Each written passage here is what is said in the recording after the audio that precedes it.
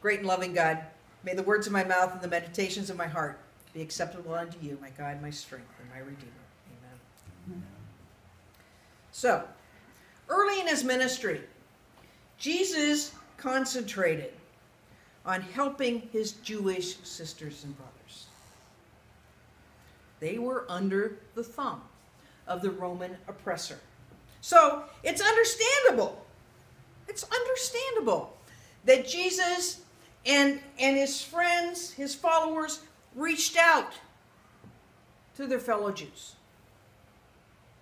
They helped them to heal spiritually as well as physically. And I think we should point out that the persecution of the Jewish people in Judah was not necessarily religious persecution. Not necessarily. Because the Romans did allow quite a bit of religious freedom. They did. But they were the occupying army. And the occupying army just didn't just occupy the Jews. It occupied everybody who was there. So that thumb was definitely on the Jews, but it was also on the non-Jews in the country. They also paid exorbitant taxes. They also had to house and feed Roman soldiers. And they endured the insults of the Romans. So their pain was very similar to that of the Jews. And when Jesus was confronted by this Syrophoenician woman, he reacted as a Jew in Judah would have been expected to react. As a Jew, he would have avoided contact with any non-Jewish person. As a man, he would have avoided contact with any woman who was not of his immediate family. So, when he was approached, he said, "Go away. Go away." And he said, "My ministry is for these people, not for you." Does any of that sound familiar? My ministry is for these people, not for you and not for your child. This is familiar. It's familiar to me, because we take care of ourselves, we take care of our families, we take care of those people who are close to us before we reach out. And that makes sense. But, it goes a little farther. Because we may tend to avoid people who are different from us. We avoid the Syrophoenicians among us, right? And the Syrophoenicians among us are people who may have a different religion, people who may look different, who may speak a different language, who may come from faraway lands, like Florida and Texas. Arizona, I'm sorry. It was Arizona. Or Chicago. Far from here. Far from here. Far from here. So back in the day, when LGBT folk were beginning to become a visible force in our society here, a visible presence, it was also very common for gay men and lesbians to avoid each other. How can I put this? It's very much like when I was young. Ew, boys, icky. Ew, girls, girl germs, right? That's sort of where we were. Not exactly. But we tried to live as much apart from each other as we could. We just did. And we also tried to separate ourselves from the majority community. So we end up with these little enclaves. Partly, that was about self-protection. Partly. you know. But it was also, to a certain extent, about finding value in ourselves, value in our community. And we did that by disvaluing others. That's protection. It's self-protection.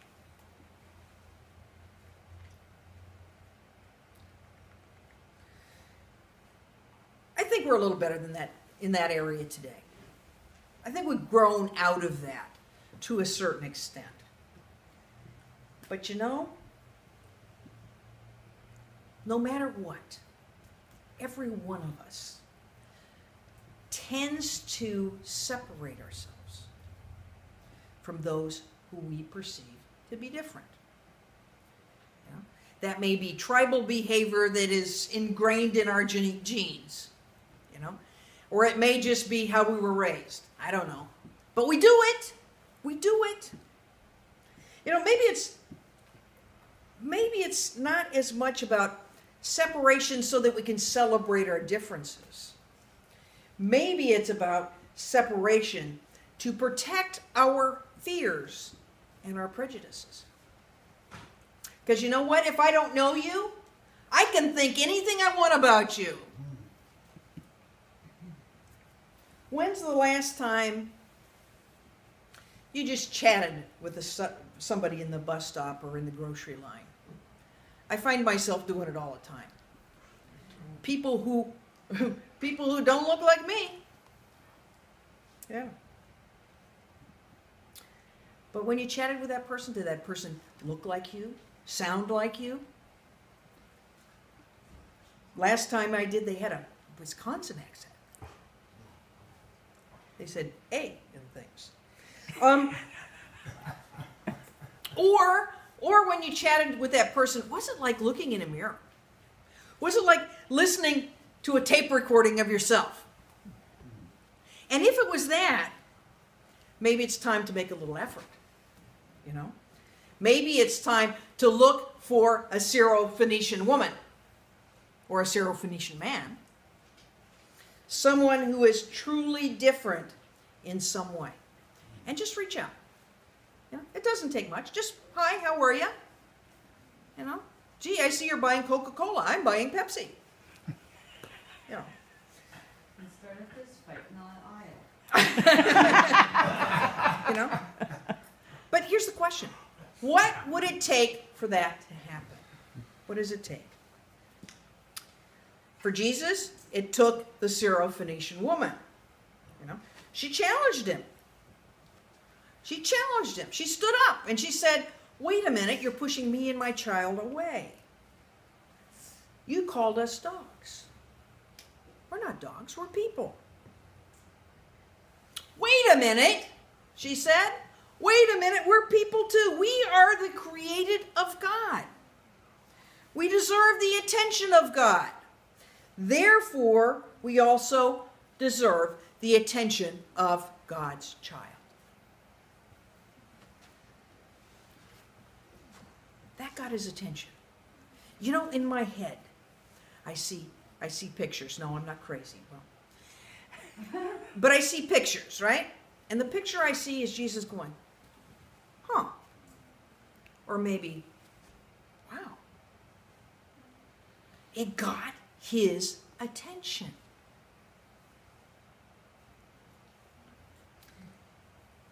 But the cool thing is, not that it got his attention, but the cool thing is what happened then.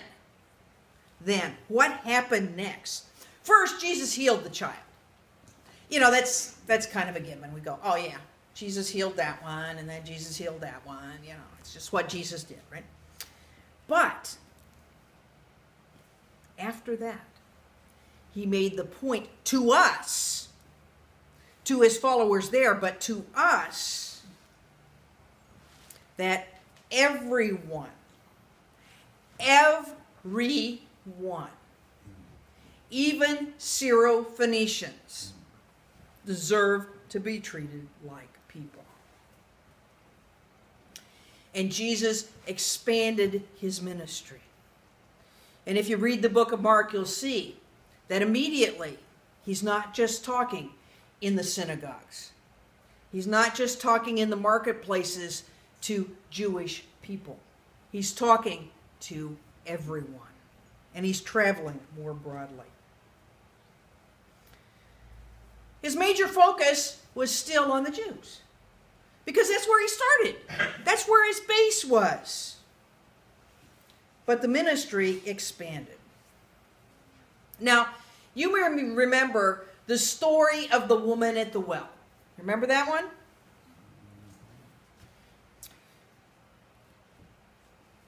That woman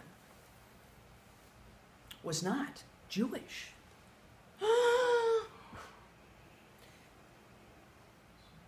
And it was also a woman speaking to a man alone, away from others. But she was healed. Anyone who wanted to be healed was welcome to join the crowds and hear what Jesus was saying. You know what? They didn't have a metal detector. They didn't even check IDs at the tent door. It's hard to believe, I know, but they didn't. But we, in the same way, are called to be an extravagantly open community. Extravagantly. The question is, how do you do that? You know, you put a sign up that says, everybody welcome. And people say, well, yeah, but I'm welcome over here, and I'm comfortable there, so that's where I'm going, right?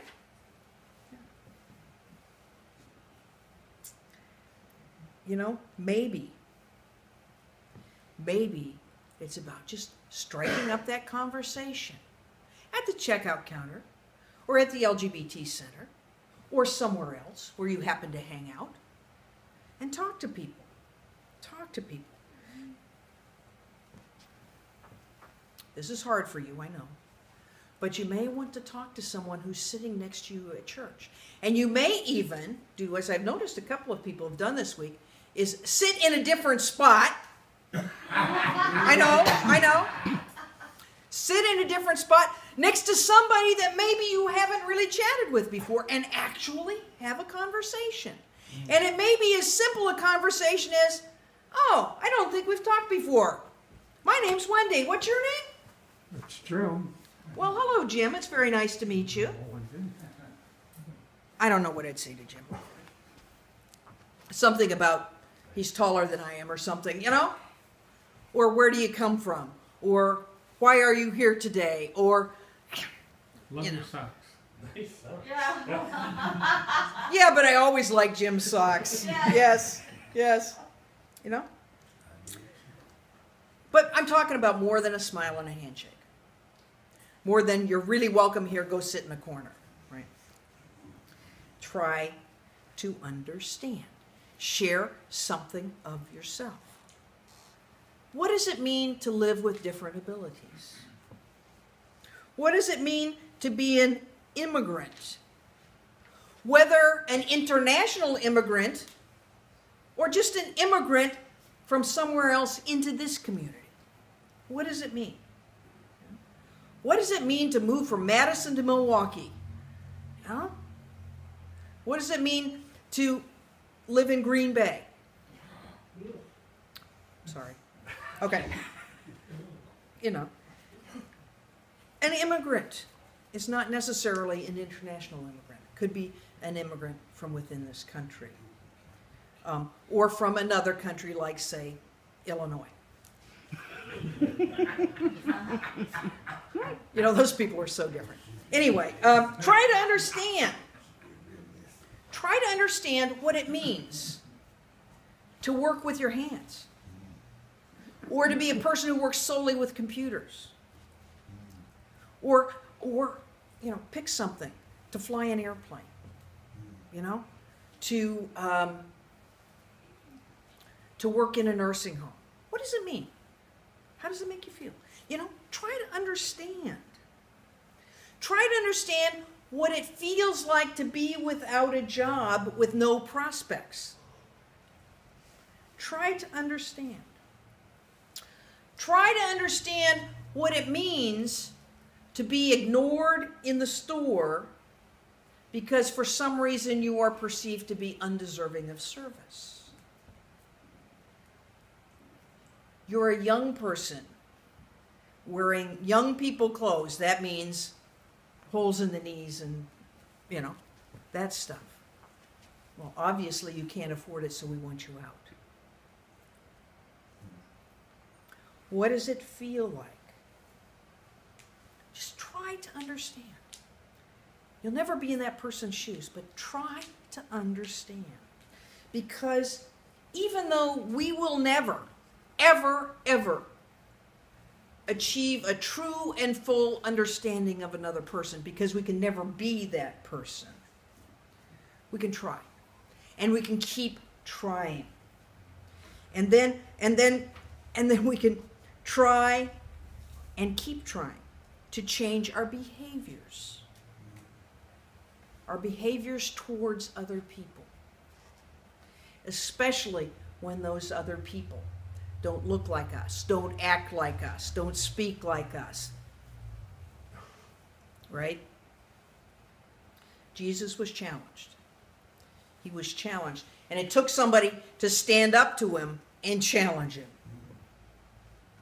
Be ready to be challenged. Be ready to be challenged and be ready to challenge someone else. Be ready to say,